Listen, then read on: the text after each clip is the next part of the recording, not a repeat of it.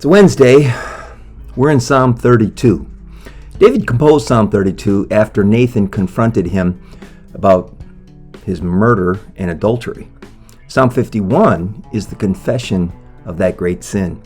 This psalm is the record of the forgiveness obtained and being restored as a son to his father's house. How miserable we are when we know we have sinned, that we're guilty of one great sin leading to another great sin, just as David had. I'm not talking about just some isolated sin of omission. See, only a spiritually woke person would feel the awful misery that's here described. Bad people sin these same sins, but they don't feel the guilt or the shame. David was a king whose temptation would be to think he can do as he pleases, reducing his sin to just a passing thought. We sinners justify evil deeds in so many ways. This has never happened before. Or, it just started as a friendship and, well, the next thing you know, the only person we deceive is ourselves. Oh, how we like to reason away our sin.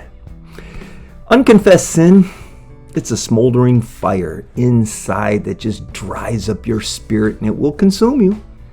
Afraid to confess his sin either to God or himself, David, he could not escape the burden that God put on his conscience. Hence the misery we see here in verse 3.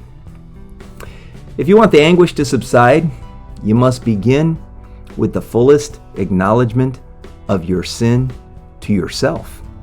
This must be done before we can sincerely make confession to God.